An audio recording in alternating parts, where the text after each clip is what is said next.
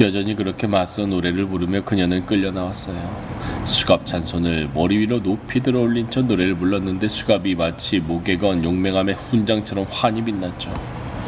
왕가리, 우리나라의 영웅.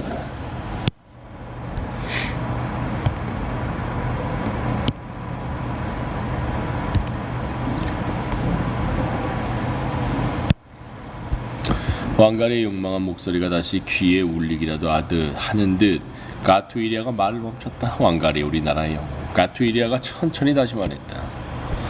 바로 그때 내가 눈앞에서 벌어지는 극악무도한 행위에 아연하여 앉아있는 그때 가코노가 동굴로 다시 들어왔어요. 미친년 같으니라고 완전히 미친년일세 하고 중얼거리며 사회자와 외국에서 온 내빈들이 앉아있는 테이블로 가더니 거기에 자리를 잡고 앉아 위스키를 마시며 웃고 떠들기 시작하는 거예요. 으미레리와 무키라이가 자리에서 일어나 사회자가 좀 전에 자신을 향해 한 비난조의 말에 대해 변호할 기회를 달라고 했어요. 그러나 그런 기회는 주어지지 않았어요. 그가 화가 나서 씩씩대면서 돌아 나오더니 음마우라의 테이블 앞에 멈춰 서더군요. 당장 오늘 저녁에 그의 마타무를 타고 다시 돌아가야겠으니 그린 레인보우 호텔로 따라오라고 했어요. 차를 빌리는 값은 두둑하게 주겠다고 약속하면서요. 우미레리와 무키라이는 막 나가려던 참에 나를 보더니 걸음을 멈추고 잔뜩 화가 난 목소리로 말했어요. 저런 여자를 믿는 게 얼마나 위험한지 이제 알겠지. 절대로 돼지한테 진주를 던져줘서는 안 된다고. 그러고 미처 대답도 하기 전에 바로 가버리더군요. 그러자 갑자기 내 안에서 화가 확 치밀어 오르는 거예요. 그 때문에 주먹다짐을 하게 되더라도 몇 마디 해줘야겠다 싶어서 바로 쫓아나갔죠. 하지만 어디로 갔는지 찾을 수가 없었어요. 으미레리와 무카라이가 어디로 간 걸까 하며 닥쳤던 개처럼 서 있는데 로빈, 음아우라가 사회자랑 키멘데리와 카누안지랑 함께 무슨 막역한 사이라도 되는 것처럼 화기애애하게 얘기를 나누며 나오더라고요. 키멘데리가 음아우라에게 이렇게 말하는 게 들렸어요. 그래 너를 딱 보자마자 내가 알았잖아. 네가 은양위수 쪽에서 일을 하기 전에 어떤 일을 했는지 기억이 났지. 그러면서 좀 더 가서는 걸음을 멈추고 무슨 얘기인지 비밀스럽게 쑥덕거리더라고요. 하는 얘기를 다 알아들을 수는 없었지만 몇 마디는 바람을 타고 내가 서 있는 곳으로 들려왔어요. 데블스 에인절스 개인 사업가 그중 하나다. 오늘 밤 전화를 해서 그래 가다가 그들을 만나라고. 키넨이 더 이상은 듣고 싶은 생각이 없었어요. 그래서 당신과 함께 여기서 벗어나려고 당신을 찾아다니기 시작했죠. 지금까지 본 것만 해도 감당하기 힘들 정도예요. 가투이리아가 말을 멈췄다. 와링가로 말하자면 동굴에서 일어난 일과 자신의 꿈에서 일어난 일이 사건 하나하나며 말 한마디까지 정확히 일치했기 때문에 가슴이 걷잡을 수 없이 뛰기 시작했다. 그럼 그게 꿈이 아니라 혹시 계시 같은 것이었을까? 무투리와 그가 데리러 간 사람들은 어떻게 되었어요? 와링가가 가투이리아에게 물었다. 내가 그 자리를 뜰 때까지 무투리는 오지 않았어요. 가투이리아가 대답했다. 지금 동굴에 오면 그들도 잡혀가지 않겠어요? 와링가가 물었다. 모르겠어요. 이제 뭐가 뭔지 하나도 모르겠어요. 가투이리아가 말했다. 솥에서 끓는 죽처럼 모든 게 머릿속에서 부글거리다 터져버리기만 해요. 그건 가투이리아의 머리만 그런 게 아니었다. 와링가도 머릿속에서 여러 가지를 이리저리 궁리하고 있었다. 수많은 질문이 떠올랐다. 가투이리아에게 꿈 얘기를 해야 하나? 무투리가 묶여서 경찰서에 끌려가지 않도록 하려면 어떻게 해야 할까? 로빈, 음아우라와 데블스 에인절스 일당이 으미레리와 무키라이를 살해하는 걸 막으려면 어떻게 해야 하지? 결국 꿈이었을 뿐인데 무엇이든 어떻게 확신할 수 있단 말인가? 와링가는 가투이리아에게 꿈 얘기를 하지 않기로 마음을 정했지만 으미레리가 그날 밤 음아우라의 마타투를 타고 돌아가는 일을 막기 위해 있는 힘껏 애써보기로 했다. 지금 당장은 무투리가 동굴에 오는 걸 막아야 했다. 가서 무투리를 만나 위험이 닥칠 거라고 알려줘요. 와링가가 제안했다. 너무 늦기 전에 그도 왕가리 신세가 되는 걸 막아보자고요. 가투이리아와 와링가는 각자 자기만의 생각과 의문을 가슴에 가득 담고서 은제루사를 향해 걷기 시작했다. 가투이리아는 팔다리가 묶인 채 경찰서 유치장에 갇혀 있을 왕가리의 모습을 떨쳐낼 수가 없었다. 와린가의 머릿속을 꽉 채운 것은 이야기를 들려주던 으미레리와 무키라이의 목소리였다. 먼 길을 떠나야 했던 남자의 이야기. 돌아와서는 다시 하인들을 모두 불러 모아 자신이 남겨주고 간 달란트가 어떻게 되었는지 셈해보았다는 남자의 이야기. 그러자 하나의 달란트를 받은 자가 나서서 말했다. 주인님, 난 이제 당신을 압니다. 당신이 직접 뿌리지도 않은 것을 직접 걷어들이지도 않은 걸 차지하는 모진 사람이라는 걸요. 와린가가 문득 걸음을 멈추더니 가투이리아의 소매를 잡아 끌었다. 가투이리아가 걸음을 멈추고 물었다. 왜요? 사람들이 새로운 노래를 부르고 있어요. 제9장. 칼과 창에 반짝이는 금속의 불꽃이 반사되듯이 석양빛이 일모로그의 골든 하이츠에 내리꽂히고 있었다. 와린가와 가투이리아는 일모로그 골프장의 융단 같은 잔디에 선 채 귀를 쫑긋 세우고 은제루사로 가는 길 쪽을 뚫어지게 바라보았다. 그쪽에서 노랫소리가 들려왔다. 모두 오라. 와서 저 멋진 광경을 보라. 악마와 그 추종자 일당을 우리가 몽땅 쫓아버릴 테니 모두 오라. 분명 무투리가 내리고 오는 사람들일 거예요. 가투이리아가 말했다. 빨리 가봐요. 그럼 와린가가 대답하고는 소리가 들려오는 쪽으로 뛰기 시작했다. 노랫소리가 점점 가까워졌다. 모두 오라. 와서 저 멋진 광경을 보라. 악마와 그 추종자 일당을 우리가 몽땅 쫓아버릴 테니 모두 오라. 잠시 후 일모로그를 가로지르는 도로변에서 와린가와 가투이리아는 자신들 앞에 펼쳐진 기이한 광경의 걸음을 멈췄다. 그들의 눈에 들어온 것은 남녀노소 할 것 없이 모인 사람들의 긴 행렬이었다. 행렬이 길을 따라 굽이굽이 이어져 동굴 쪽으로 향하고 있었다. 아이들은 옆에서 뛰어가고 있었는데 장난스럽게 폴짝거리기도 하고 노래를 따라 부르기도 했다. 정말 길기도 하네요. 가투이리아가 말했다. 무투리가 은제루사 사람들을 몽땅 불러 모은 것 같아요. 와린가가 대답했다. 저기서 과연 무투리를 찾을 수나 있을까 모르겠네요. 가투이리아가 말했다. 무투리가 우리를 볼 수 있게 그냥 여기 서서 기다리면 보면 이쪽으로 올 거예요. 와린가가 말했다. 경찰이 와 있다고 얘기를 해도 달라질 건 없겠는데요. 가투이리아가 말했다. 왜요? 와린가가 물었다. 이 사람들이 전부 돌아갈 것 같진 않으니까요. 가투이리아가 대답했다. 그들은 길가에 선 채 긴 행렬을 바라보며 무투리를 기다렸다. 행렬은 여전히 끝이 안 보이게 이어졌다. 노래를 부르는 사람, 휘파람을 부는 사람, 싸구려 호각과 나팔을 부는 사람. 그러나 모든 게 노래에 맞춰서 이루어졌고 처벅거리는 발소리와 손짓도 노래와 박자를 맞추고 있었다. 누더기 옷을 걸친 사람도 있었고 신발 없이 맨발인 사람도 더 많았다. 그런데 깨끗한 셔츠와 바지, 겉옷을 차려입은 작은 무리의 사람들이 행렬에 섞여 있었다. 갑자기 와린가는 심장이 멈춰버린 느낌이었다. 눈으로 직접 보면서도 이걸 믿어야 하는지 알 수가 없었다. 시작도 없고 끝도 없는 꿈의 한가운데 다시 들어가 버린 듯했다. 저기 봐요, 저기.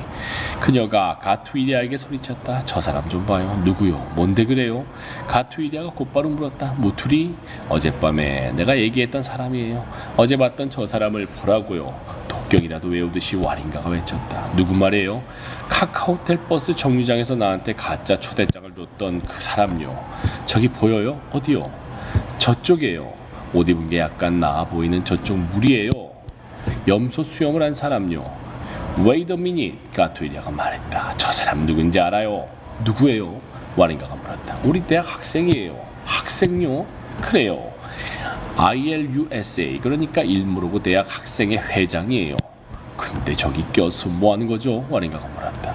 행렬에 참가하고 있는 거겠죠. 가투이리아가 대답했다. 그러면 이걸 악마의 향연이라고 부른 가짜 초대장을 만든 사람들이 대학생들이라는 으미레리와 무키라이의 말이 결국은 사실인 건가요? 와린가가 물었다. 그러고는 그 자리에서 곧장 손가방을 여러 학생들에게 받은 초대장과 으미레리와 무키라이가 준 초대장을 꺼내보았다. 마치 처음 보는 것이냐 그들을 재빨리 비교하고는 다시 가방 안에 집어넣었다. 누가 그 가짜 초대장을 대학에 내 편지함에 넣어뒀는지 이젠 확실히 알겠네요. 모든 걸 알았다는 듯이 가투이리아가 고개를 끄덕였다. 두 사람은 각자 생각에 잠겨 지나가는 행렬을 바라보았다. 여러 가지 구호를 적은 플래카드를 든 사람들도 있었다. 우리는 도둑질과 강도질의 체제를 거부한다. 우리의 가난이 그들의 배를 불린다. 도둑과 마귀는 쌍둥이 착취라는 엄마에게서 태어났다. 도둑들과 강도들을 담아 죽음의 언덕 아래로 굴려버릴 벌집을 이미 노동자들이 지어놓았다. 제일 못된 도둑은 누구? 노동자들의 피땀을 강탈하는 도둑. 가장 못된 강도는 누구? 민중의 피를 빨아먹는 강도. 길가에 서 있는 그들로서는 제대로 읽을 수 없는 구호들이 그 외에도 많았다. 플래카드를 들지 않은 사람들은 나무 막대기를 총처럼 어깨에 메고 있었다. 이건 진짜 군대 같은데요. 까투이랴가 말했다. 노동자 군대요? 와린가가 물었다. 예. 그리고 농민이랑 소상인 학생 노동자가 선두에 서서 동굴로 진격하는 까투이랴가 덧붙였다. 노동자 진영과 도둑과 강도 진영이 동굴에서 벌일 싸움을 떠올리며 와린가가 웃었다. 그때쯤에는 행렬의 선두 대부분이 이미 와린가가 가투이랴 곁을 지나쳤다. 와린가가 가투이랴에게 말했다. 무투리는 선두에 없는 걸까요? 와린가의 질문에 대답이라도 하듯이 바로 그때 무투리가 그들을 발견하고는 행렬에서 벗어나 그들이 서 있는 곳으로 왔다. 강물이 강둑을 무너뜨리며 마구 밀려드는 것처럼 무투리는 쉬지도 않고 빠르게 말을 쏟아냈다. 싸움이 이제야 시작될 텐데 벌써 가는 거예요? 우리가 착취자 계급을 동굴에서 몰아내는 포기 드문 장관을 놓치고 싶은 건 아니겠죠? 민중의 부름에 대답하듯이 우리들이 보무도당당하게 행진하는 걸 봐요. 알고 보니 일모르고 노동자들이 이미 필요한 준비는 다 해놓았더라고요. 난 거기에 약간만 힘을 보탰죠. 옷을 잘 입은 저기 작은 물이 보여요. 일모르고 대학과 여기 근처 학교의 학생들이에요. 정말 신나고 놀라운 일이잖아요. 오늘의 일에 대해 미래 세대들이 지붕 위에서 나무 위에서 산꼭대기에서 찬가를 부를 거예요. 케냐에서 엘곤에서 킬리만자로로, 응공힐에서 은얀다르와까지 방방곡곡했어요. 이 사람 무투리와 카오니아 마이토리가 가보니 학생들과 노동자들이 이미 대열을 정비하고는 은제루사에 사는 사람들에게 함께 일어나 이 지역의 도둑들과 강도들 그리고 그들의 외국인 친구들을 몰아내자고 독려하고 있더군요. 내가 수집한 정보들을 전달하자 나보고 사람들 모으는 걸 거들어 달라고 했어요. 도둑들과 강도들이 동굴에서 자랑질하는 걸 직접 보고 들었다고 전하기만 하면 누구든 당장 나무막대기를 들고 나서 노래를 부르며 행진하는 대열에 참여하더군요. 더 할 얘기가 뭐가 있나요? 당신들도 나팔을 들고 행렬에 들어와 위대한 오늘의 영광을 소리 높여 알리자고요. 자, 함께 와서 기뻐합시다. 교육받은 우리 젊은이들이 귀를 열고 민중의 고통스러운 외침을 듣기 시작했으니 자랑스러운 마음으로 그들과 함께 하자고요. 눈을 뜨고 노동자와 농민의 위대한 조직에서 뿜어져 나오는 빗줄기를 보기 시작했으니까요. 왕가리는 왔나요? 당신을 찾고 있었어요. 끼어들 기회를 찾자마자 까투이랴가 말했다. 왜요? 왕가리는 어디 있어요? 왕가리는 경찰에 연행되었어요. 와린가가 말했다. 연행됐다고요?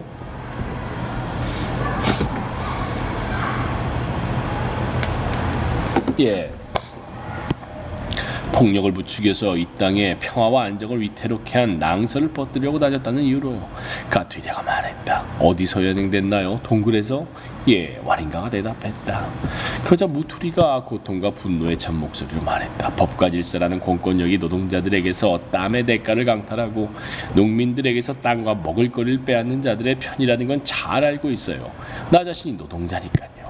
그들이 무장한 차량으로 지키고자 하는 평화와 질서는 가난한 사람들로부터 강탈한 빵과 술로 잔치를 벌이는 부자들의 질서와 평화죠. 그래요. 목마르고 배고픈 사람들의 분노는 그들에게 미치지 않도록 그들을 보호하는 거예요. 고용주들이 노동자들의 임금을 올려주지 않는다고 무장한 경찰이 그들을 공격하는 거 봤어요. 그런데 노동자들이 파업을 일으키면 어떻게 되나요? 그러면서 뻔뻔스럽게 폭력이 어쩌고 떠들어대다니 이 나라의 폭력의 씨앗을 심은 자가 누군데 바로 그걸 왕가리가 직접 보여준 거예요. 조금이라도 미진하게 남아있던 의욕이 완전히 사라지도록 부자들을 조용히 시키려고 경찰이 출동한 경우를 과연 본 적이 있는지 스스로 자문하도록 말이죠. 저기요, 가투이랴가 급히 말했다. 우리는 당신도 연행될 줄 몰라서 알려주러 온 거예요.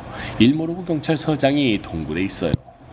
그걸 알려주려고 일부러 와주다니 고마워요. 그들의 의도에 감명받은 것이 분명한 말투로 무투리가 천천히 말했다. 그래주다니 나로서는 정말 기뻐요. 우리는 고작 어제 마타2에서 처음 만난 사이일 뿐인데 날 위험에서 구해주겠다고 이렇게 온 거잖아요. 하지만 난 도망가지 않아요. 우린 도망치지 않을 거예요. 우리 노동자에게 물러섬이란 없어요. 도망갈 데가 어디 있나요? 들어봐요.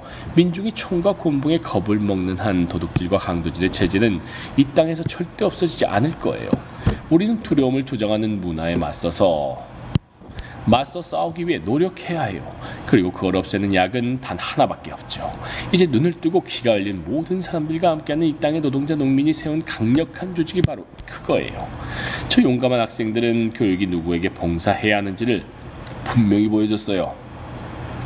이봐요, 당신들도 우리와 함께 합시다. 민중에게 등을 돌리지 말고 당신들의 교육도 우리와 함께 한다는 걸 보여줘요. 그 방법밖에 없어요. 말을 마치자마자 무투리는 가투이리아와 와린가 곁을 떠나 노동자들의 대열 속으로 사라졌다. 와린가와 가투이리아는 서로를 바라보았다. 함께 싸우자는 무투리의 말에 두 사람 모두 상당한 동요를 느끼고 있었다.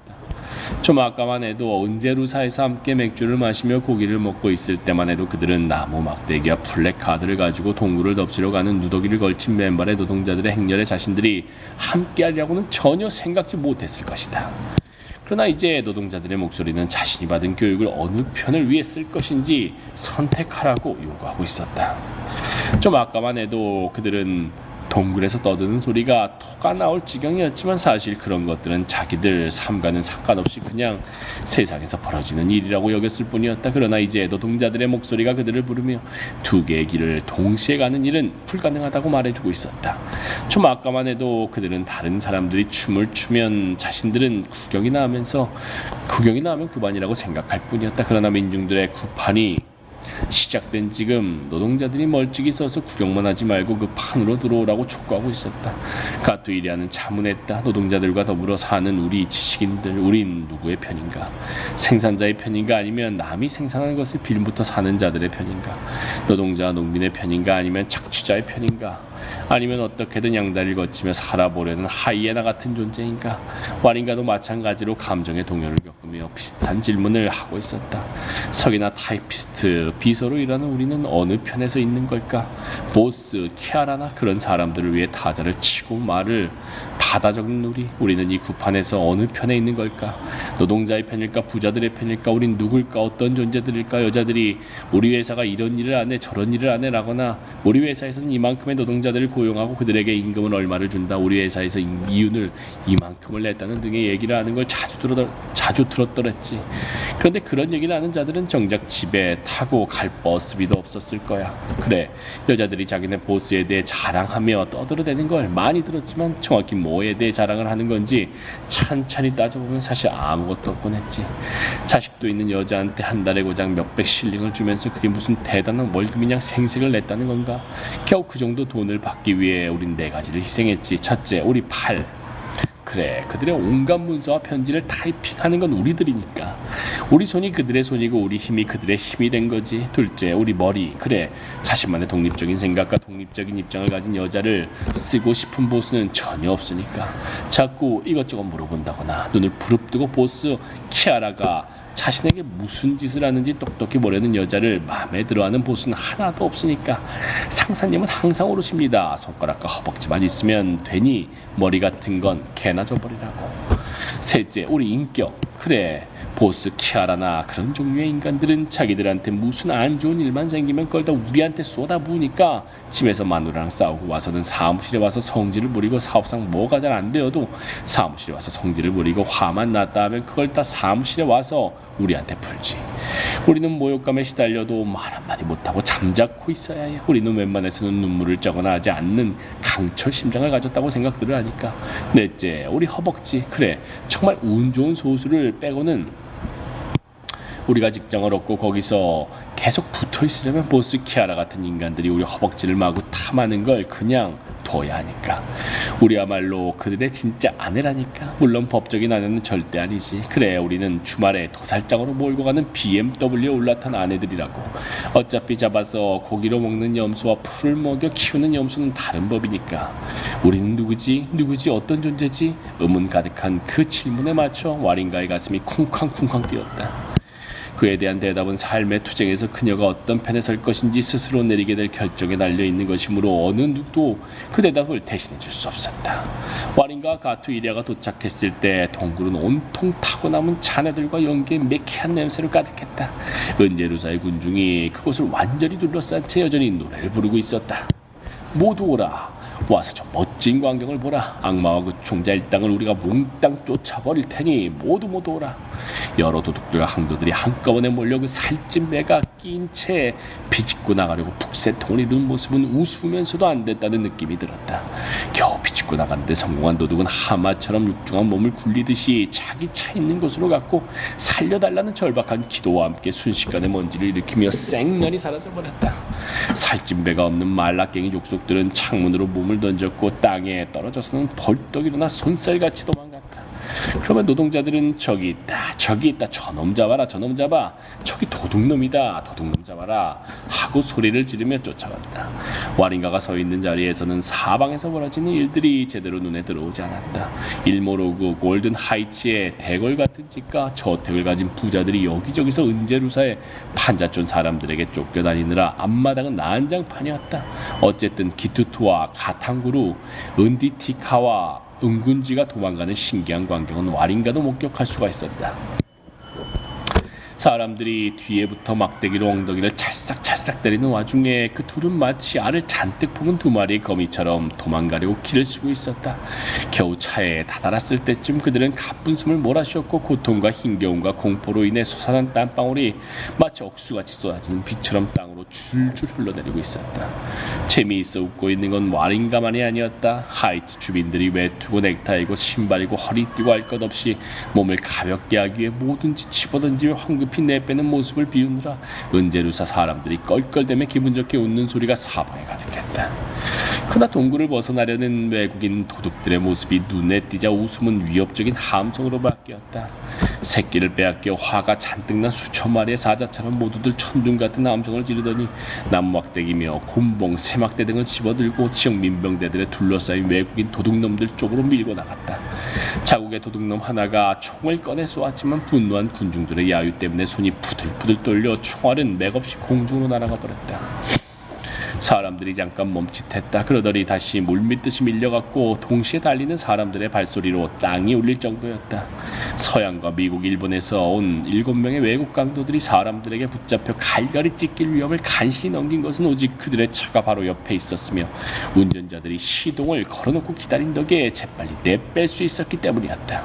차가 있다는 것도 잊은 채 걸어마 날 살려라 도망간 2명의 도둑이 있었다. 사람들은 남은 2대의 차를 불태웠다. 잠시 뒤 동굴 주변에는 단 한 사람의 도둑이나 강도도 남아있지 않았다.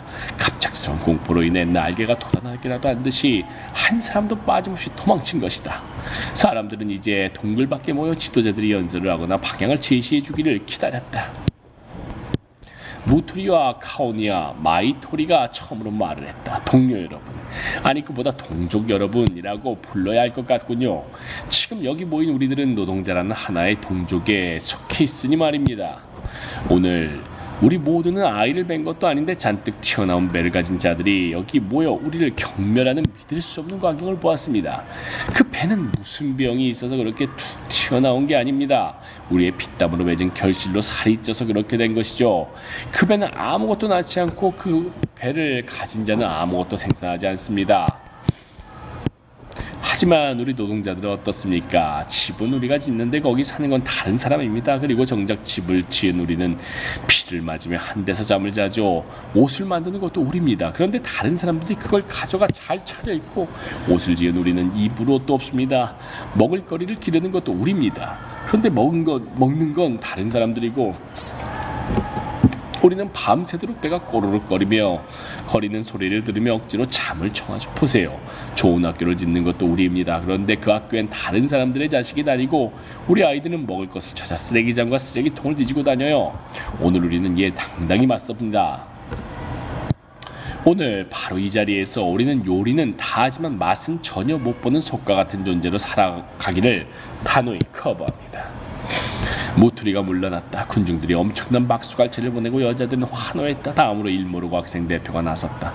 그를 보자 기묘한 느낌이 와린가를 사로잡았다. 어떻게 이런 일이 가능하지? 예전에 나쿠루에서 그녀가 기차에 깔려 죽는 걸 구해줬던 무투리 다음으로 이제 어제 나이로비에서 버스에 칠 뻔한 걸 구해주었던 남자가 단상에 오르는 이런 일이 어떻게 있을 수가 있지? 와린가는 그가 입을 움직이는 대로 따라 흔들리는 염소 수염을 지켜보았다. 초등학교든 중등학교든 아니면 대학교든 일모르고의 학생인 우리들은 노동자들이 현대판 도둑질과 강도들의 체제에 대항하여 벌이는 투쟁을 전적으로 지지합니다. 노동자들은 제국주의의 마지막 단계인 신식민주의에 대항한 투쟁의 최전방에 있습니다. 케냐와 다른 나라의 도둑들이 여기 모인다는 소식을 일모르고 노동자 조직이 듣게 되었고 학생 조직인 우리에게 그 사실을 알려주었습니다. 그래서 우리 학생들은 함께 모여 앉아 의논을 했습니다. 노동자와 연대를 보여주기 위해 우리가 할 수 있는 일이 무엇일까? 그렇게 해서 사람들에게 이 행사의 실체를 알려주기 위해, 그러니까 그것이 악마들의 대장인 사탄이 조직하는 악마의 향연임을 보여주기 위해 초대장을 인쇄해서 돌리기로 한 것입니다. 사람의 피를 빨아먹고 살을 뜯어먹는 일을 비롯하여 신식민주의 단계에서 제국주의자들이 자행하는 수많은 범죄에 대항하는 노동자들의 정당한 투쟁에 모두 함께 합시다. 노동자들이 집 짓는 민중 모두에게 혜택이 돌아가는 집을 짓고자 투쟁할 때 그들과 손을 맞잡읍시다. 우리가 받은 교육을 할 수 있는 이보다 더 위대한 일이 뭐가 있겠습니까? 바로 그렇기 때문에 우리 학생들은 뒤처지지 말고 우리 민중들이 악마와 그 모든 추종자들을 몰아내는 이 놀라운 일에 함께 힘을 모아야 하는 것입니다. 그 역시 우렁찬 박수갈채를 받았고 여자들의 환호는 전쟁의 나팔소리 같았다. 세 번째로 나선 연사는 일모르고 노동자 대표였다. 그는 커다란 외투에 원뿔 모양의 모자를 쓰고 있었다. 말을 시작하기 전에 모자를 벗었는데 군데군데 흰머리가 있었다. 우선 이 주변에 학교와 대학교의 학생들이 보여준 용기에 경의를 표하고 싶습니다. 젊은이들이 무기를 들고 싸우지 않는다면 이 땅을 방어하는 일이 어떻게 되겠습니까? 우리 민족의 운명이 어떻게 되겠습니까? 또 나이로비에서 일모르고까지 우리의 외침이 귀 기울여준 모든 분들에게 감사의 말씀을 드리고 싶습니다. 우리 앞에는 노동자의 단결과 부자들의 단결이라는 두 종류의 단결이 있습니다. 여러분은 어느 편에 서겠습니까? 양편이 각자의 신조를 가지고 있는데 여러분은 어떤 원칙을 지지하겠습니까? 부자와 제국주의자들의 복은 이러합니다. 자기가 물어뜯고 그 상처를 달래주는 자는 복이 있나니 절대 들통이 나는 법이 없을 테니 다른 사람의 집을 홀랑 태워버리고는 다음날 아침 그의 슬픔을 함께 나누는 자는 복이 있나니 사람들이 자비로운 사람이라고 말할 테니 5실링을 강탈하고서 그에게 다시 소금을 사라고 반실링을 주는 자는 복이 있나니 사람들이 그를 인정 많은 사람이라고 부를 테니 물어뜯기만 하고 달랠 줄은 모르는 자, 대중들로부터 빼앗기기만 하고 사탕발림으로 그들을 속여 넘기려 하지 않는 자, 그들에게 화가 있으라. 만약 민중들의 의식이 깨어나면 그런 자들의 멍청이 짓은 다 들통나고 위선이라는 종교의 겉옷을 두른 채 사악한 행위를 가장할 수 있었던 우리에게까지 그들의 질병이 올마올 수 있으니 노동자들의 교리문답은 다음과 같습니다. 우리 노동자들이 하나의 동족임을 나는 믿으니 따라서 종교든 피부색이든 종족이든 무엇으로도 우리는 분열되어서는 안 될 것이다. 우리의 이미 노동자들의 조직의 존재함을 나는 믿으니 조직된 자는 결코 길을 잃는 법이 없고 조직되지 않는 자는 총소리 한 번에 다 뿔뿔이 흩어지기 때문이다. 따라서 노동자들의 단결을 나는 믿으니 단결이 우리의 힘이기 때문이다. 제국주의와 이 땅에 있는 그들의 앞잡이들이 노동자 농민의 진보와 민족 전체의 진보를 가로막는 적임을 나는 믿으니 항상 신식민주의에 맞서 싸울 것을 맹세하는 바이다. 신식민주의가 죽어가는 제국주의 최후의 악랄한 발버둥이므로 자, 다같이 노동자 찬가를 부릅시다. 그가 노래를 부르기 시작하자 다른 모든 사람들이 따라 불렀고 그렇게 하나가 되어 울리는 노랫소리가 와린가가 있는 곳까지 쩡쩡 울렸다. 노래가 계속되는 중에 와린가는 누군가 뒤쪽에서 자신의 옷을 잡아당기는 느낌이 들었다. 몸을 획 돌려보니 무투리였는데 그녀에게 뭔가 할 말이 있는 것 같았다. 그녀는 그를 따라서 동굴 뒤편의 한적한 장소로 갔다. 들어봐요. 그녀 마음속에 숨겨진 구석까지 다 들여다볼 수 있다는 듯 와린가의 얼굴과 눈을 똑바로 쳐다보면 무투리가 바로 말을 꺼냈다. 내일까지 중요한 물건 하나를 맞춰줄 수 있겠어요? 어떤 건데요? 와린가가 물었다. 치명적인 불과 연기를 뿜는 작은 금속 물건이지요. 여전히 와린가에게서 시선을 떼지 않은 채 무투리가 대답했다. 안 될 게 뭐라. 와린가는 생각했다. 그래요. 내일 분명히 다시 찾아가겠다고만 약속하면요. 와린가가 말했다. 시간이 없어요. 모트리가 마음이 급한 듯 말을 이었다. 어젯밤 마타투에서도 지켜봤고 오늘 동굴에서도 내내 당신을 주목했는데 당신한테라면 노동자인 나의 비밀을 털어놓아도 되겠다고 결정을 내렸어요. 길가에 서 있던 당신과 가투이리아를 남겨두고 자리를 뜬 뒤 난 곧장 민중에게로 가서 도둑들과의 싸움에 나섰어요. 민중이 뭉치면 얼마나 강해지는지 봤어요. 도둑들은 총을 가지고 있었지만 민중의 능초리와 함성으로 인해 겁에 질려 한 놈도 총을 사용할 엄두를 못 냈지요. 키아우와 가테사만이 유일하게 내게 총을 쏘려고 했어요. 지금 우리가 서 있는 이곳까지 내가 그를 쫓아왔거든요. 하지만 내가 워낙 빨랐기 때문에 총을 쏘기 전에 그의 팔을 내리칠 수 있었죠. 키아우는 아파서 소리를 지르더니 총을 떨어뜨리곤 걸음아 아살려라 쏜살같이 따라났더라고요. 그가 나를 쏴 죽이려고 했던 이 금속 물건을 거기서 주웠어요. 바로 이거예요. 얼마나 조그만지 한 손에 쏙 들어가고 셔츠 주머니에 넣을 수도 있어요.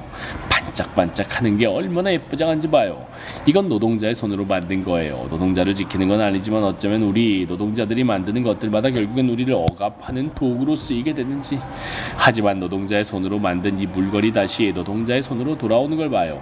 예전 식민지 상태에서 케냐를 구해낼 수 있었던 것도 바로 이러한 금속 물건이 노동자의 수중에 있었기 때문이지요. 지금도 이러한 총이 노동자의 수중에 있어야 해요. 그래야 나라의 단합과 자유와 부를 지켜낼 수 있을 테니까요. 설교는 이 정도로 하고 오늘 밤에 더 큰 소란이 있을 거예요. 이 총을 받아요. 그 손가방에 넣어요. 내일 아침 10시에 나이로비 버스 정류장에서 만납시다. 그리고 누구에게도 이걸 보여주거나 이 얘기를 하면 안 돼요. 가투이리아에게도요. 그런 지식인들은 누구의 편에 서야 하는지 확신을 못할 때가 종종 있거든요. 냇물에 떠가는 이파리처럼 이리저리 왔다 갔다 하죠. 자, 이제 가요. 몸조심하고 이 총은 언젠가 열릴 노동자의 잔치에 초대하는 초대장이에요.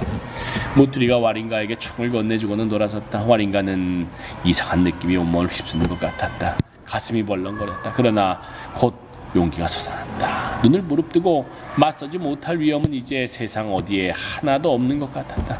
모트리가 자신을 믿고 맡긴 이것이 모든 의구심과 두려움을 순식간에 몰아냈다.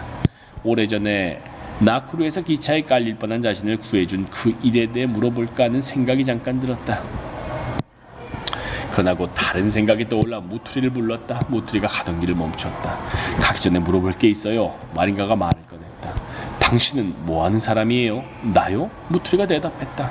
난 나이로비 비밀노동자 조직의 대표예요. 하지만 더 자세히는 묻지 마요. 어디에 있건 난 그 조직을 위해 일하죠. 몸조심해요. 그리고 당신은 혼자가 아니란 걸 기억해요. 그들은 그렇게 헤어졌다. 와린가는 모트리의 비밀스러운 물건을 간직한 채 가투이리아에게 돌아갔다. 그리고 그걸 가지고 바로 집으로 가는 게 좋겠다고 결심했다. 노동자들은 여전히 노래를 부르고 있었다. 와린가는 너무 피곤해서 어두워지기 전에 집에 돌아갔으면 좋겠다고 가투이리아에게 말했다. 가투이리아는 가슴이 덜컥 내려앉았다. 얼굴도 어두워졌다. 와린가를 집에 데려다 줄 수 있으리라 생각하고 있었던 그는 실망감이 이만저만이 아니었다. 바래다 주겠다는 얘기를 어떻게 해야 할지 알 수가 없었다. 그가 말했다. 난 여기서 벌어지는 일을 끝까지 남아서 볼까 해요. 그런데 내일 어떻게 만나죠? 그들은 다음날 12시에 선샤인 호텔에서 만나기로 했다. 와린가는 새로운 삶이 시작되기 전날 밤 들었던 노래를 가투이리아에게도 들려주고 싶었다. 자, 이제 내가 보이죠? 동이 트고 있어요. 삶과 죽음이 내겐 마찬가지예요. 동이 트고 있으니까. 길을 따라 걸으면서 와린가의 마음은 새로 날개가 돋아 금방이라도 날아올 듯했다. 잠깐 마타투를 기다려야겠다는 생각을 했다가 으마오라와 그의 마타무 그리고 으미레리와 무키라일에게 닥친 운명이 불현듯 떠올랐다. 그래서 우선 그린 레인보우 호텔로 가서 으미레리와 무키라이가 오늘 밤 나이로비로 떠나는 걸 막아보기로 했다. 왜 그런 마음이 들었는지 와린가는 알 수가 없었다. 하지만 모르는 사람이 두 번이나 자신을 죽을 목숨에서 구해줬으니 왠지 빚을 갚아야 한다는 생각이 들었다. 아까 꾸었던 꿈이 떠올랐다. 그건 정말 꿈이었을까? 아니면 계시였을까? 아까 했던 질문을 다시 해보았다. 그 목소리는 진짜였을까? 아니면 그냥 환상이었을까? 아니, 그건 사탕의 목소리, 유혹의 목소리였어. 비록 이 나라에서 벌어지는 상황을 사실대로 그려보였고 신식민지 케냐에 대해서 그럴듯한 설명을 했지만 그 목소리가 신식민지의 삶이라는 감옥에서 탈출할 수 있는 길이라고 그녀에게 보여준 것은 그릇된 곳으로 향하는 것이었고 와린가의 목숨을 잃게 할 수도 있었다. 목소리는 자기만 잘 살고 보자는 개인주의의 꽃이 융단처럼 깔린 넓고 곧은 길로 가자고 그녀를 유혹했다. 또다시 돈을 위해 몸을 팔라고 말이다. 내가 은딩구리와 카하하미처럼 악마에게 내 영혼을 내주고 빈 껍데기로만 살 생각을 할 것 같아. 그까지 돈 때문에 맙소사 갓노. 한번 추락해본 것으로 충분해. 마치 무투리에게서 받아 간직하고 있는 비밀스러운 물건이 나라를 통째로 팔아넘기라고 애국자들을 꾀는 악마의 온갖 솔직한 제안에 맞서 이길 불굴의 힘을 전해주기라도 한 듯 와링가는 그렇게 단단히 결심을 했다. 그린 레인보우 호텔에 다다르기 직전에 와링가는 2대의 군용 트럭이 완전 무장을 한 군인들을 가득 태우고 동굴 쪽으로 달려가는 것을 보았다. 무장한 차 3대가 군용 트럭 뒤를 따랐다. 이럴 수가. 이제 동굴에서 사람이 죽게 될 거야. 와링가가 생각했다. 동굴 밖에 모여있는 노동자들을 생각했다. 가투이리아와 무투리 그리고 모든 사람들의 목숨을 생각했다. 그러다가 자신이 가지고 있는 비밀스러운 물건이 떠올랐다. 다시 걸음을 재촉했다. 해는 이미 떨어졌지만 아직 완전히 어둠이 깔리지 않았다. 마음속에서 걷잡을 수 없이 들끓는 생각들 때문에 와링가는 문득 밝은 네온 사인이 눈에 들어왔을 때야 으미레리와 무키라이가 머물고 있는 그런 그린 레인보우 호텔에 도착했음을 알았다. 으미레리와 무키라이씨요? 와링가의 질문을 제대로 못 들었다는 듯이 프론트 직원이 되물었다. 예, 방금 전에 나가셨는데요. 체크아웃한 게 5분도 안 되었어요. 뭘 타고 갔어요? 와링가가 물었다. 마타무 모델 T4드 차분한 MML 333요. 그렇게 요상한 구호들로 뒤덮인 마타투는 생전 처음 봤네. 진짜 소문이 듣고 싶으면 마타무를 타세요. 쑥떡골목을 읽고 싶으면 배를 잡으며 정신없이 웃어다니는 직원을 지루하고. 와링가는 그곳을 떠났다. 이건 뭐지? 이게 다 무슨 일인 거야? 와링가는 생각했다. 갑자기 와링가의 피가 온통 순식간에 얼어붙었다. 일모로그의 일모로그 저녁에 총소리와 피로 범벅이 된 사람들의 비명소리만 가득했다.